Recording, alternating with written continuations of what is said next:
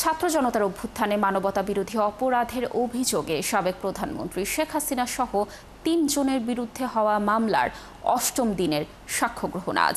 বিচারপতি গোলাম মর্তুজা মজুমদারের নেতৃত্বে 3 সদস্যের আন্তর্জাতিক অপরাধ ট্রাইব্যুনাল 1 এই বিচার কাজ করবে। এর আগে রবিবার 7ম দিনের সাক্ষ্য গ্রহণ হয়। এদিন সাক্ষ্য দেন 4 সাক্ষী। রংপুরে আবু সাইদের মরদেহের প্রথম ময়না তদন্তকারী চিকিৎসক ডাক্তার রাজিবুল সাক্ষ্য দেন। তাকে দিয়ে জোর করে ভুল রিপোর্ট নেওয়ার অভিযোগ করেন তিনি। এ সময় সাক্ষীরা শেখ হাসিনা সহ আসামিদের বিচার চান।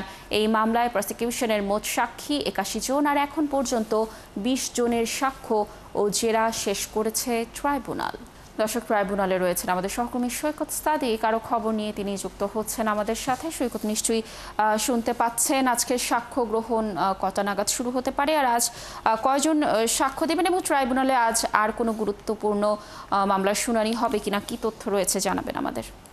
আন্তর্জাতিক ট্রাইব্যুনালে একটি গুরুত্বপূর্ণ মামলা জুলাই গণঅভ্যুত্থানে যে মানবতা বিরোধী অপরাধ হয়েছিল সেই ঘটনায় ক্ষমতাচ্যুত প্রধানমন্ত্রী শেখ হাসিনা, সাবেক স্বরাষ্ট্রমন্ত্রী আসাদুজ্জামান খান কামাল ও সাবেক আইজিপি চৌধুরী আব্দুল আল মামুনের বিরুদ্ধে যে মামলাটি চলমান রয়েছে সেই মামলার বিচার কাছে আজকে 8ম দিনের মতো সাক্ষ্য গ্রহণ চলবে।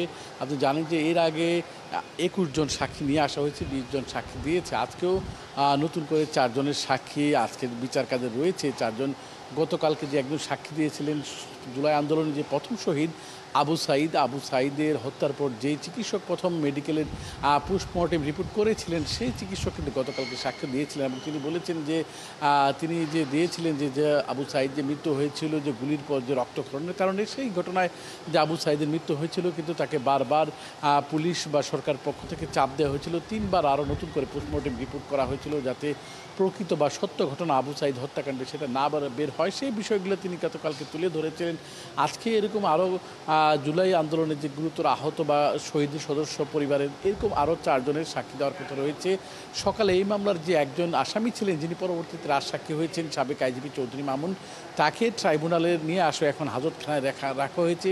যেহেতু এই মামলার প্রতিদিনই বেলা 11টার পর কার্যক্রম শুরু হয়, এই জন্য এখন পর্যন্ত আইজিপি বা যে আসামি মামলার রাজসাক্ষী তাকে হাজতখানায় রাখা হয়েছে।